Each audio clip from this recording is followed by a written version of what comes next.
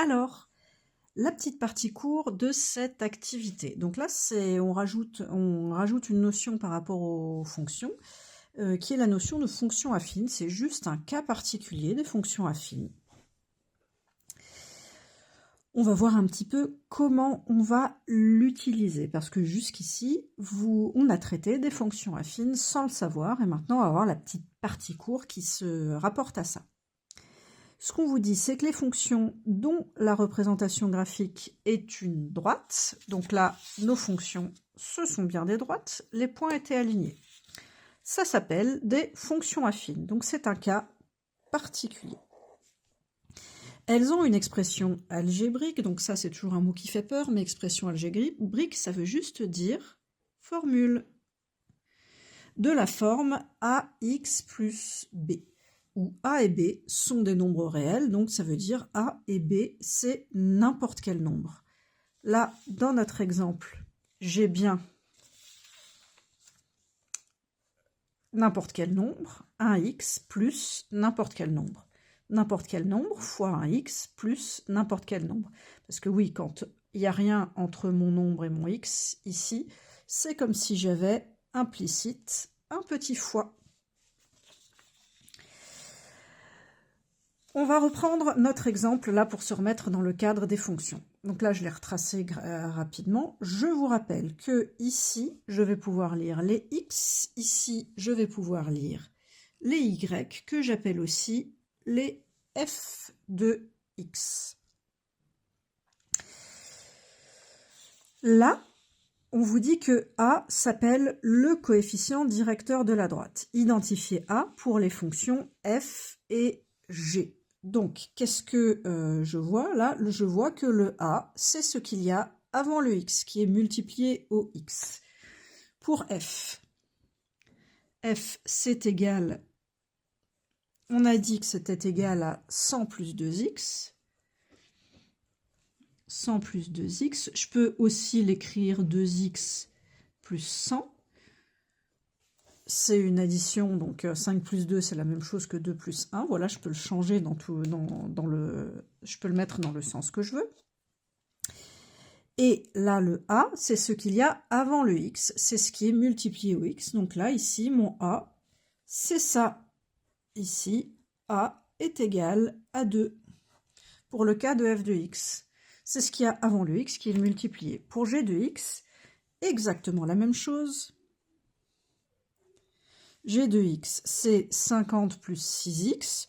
Je vais l'écrire plutôt 6x plus 50, mais c'est exactement la même chose et c'est pas une erreur si on l'écrit dans l'autre sens. Le a, on vous dit, c'est juste ce qu'il y a avant le x, ce qui est multiplié au x. Donc ici, c'est ça.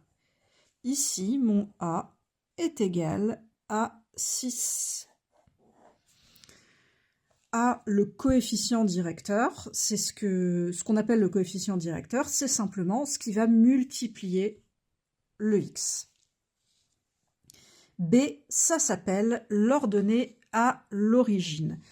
Alors, l'ordonnée à l'origine, on peut le voir de différentes façons. On va déjà continuer sur ce qu'on avait fait juste au-dessus. On va faire exactement la même chose. F de x est égal à 2x plus 100. Qu'est-ce qu'on a vu dans notre formule qui est là? Dans notre formule qui est là, on voit que le b, c'est ce qui est tout seul, c'est ce qui est sans x. Ici, ce qui est tout seul, ce qui est sans x, c'est le 100. Donc ici, b est égal à 100. Pour g de x, 6x plus 50. Qu'est-ce qui est tout seul? Qu'est-ce qui est sans x qui est juste additionné? C'est le 50. Donc ici, pour g, b est égal à 50. Et ça va être la même chose pour chaque fonction affine. Par exemple, dans mon mauvais exemple qui était là, le a, ça aurait été le 50, parce que c'est ce qui est multiplié au x, et ce qui est tout seul, le b, ça aurait été le 6. Voilà, tout simplement. Ensuite, interpréter la valeur de b. En fait, pour ça, il va falloir qu'on se retourne sur notre fonction. Qu'est-ce qu'on avait vu tout à l'heure?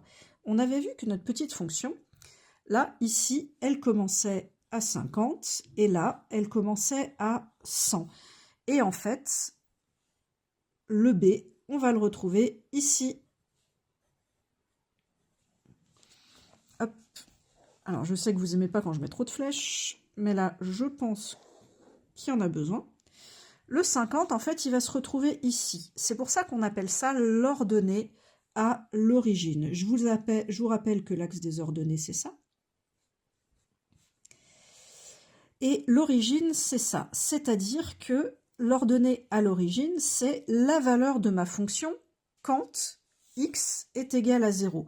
Là, mes 50, c'était les 50 € que je payais quand je ne faisais que, quand je n'étais à 0 heure de nage, c'est-à-dire que quand j'allais pas du tout à la piscine et que je payais mon forfait dans le vent. Donc là, le B, c'est l'ordonnée à l'origine. Le B, c'est ce qui se passe quand je fais 0 heure de nage. Et en fait, regardez, bah du coup, c'est quand la droite de ma fonction, elle coupe l'axe des ordonnées. D'où le nom d'ordonnée à l'origine. Donc là, ce qu'on va pouvoir dire, B, c'est la valeur pour laquelle la fonction coupe l'axe des ordonnées, donc cet axe-là. Pour laquelle la fonction affine coupe l'axe des ordonnées.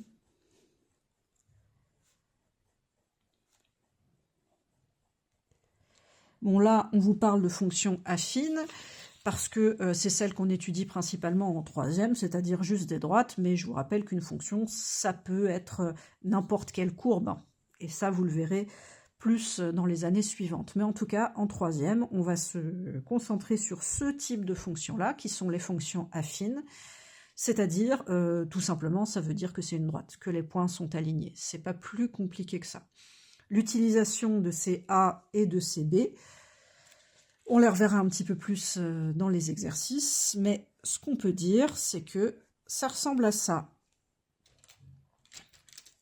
F de x est égal à AX plus B, et en fait, A et B, bah, qu'est-ce que c'est?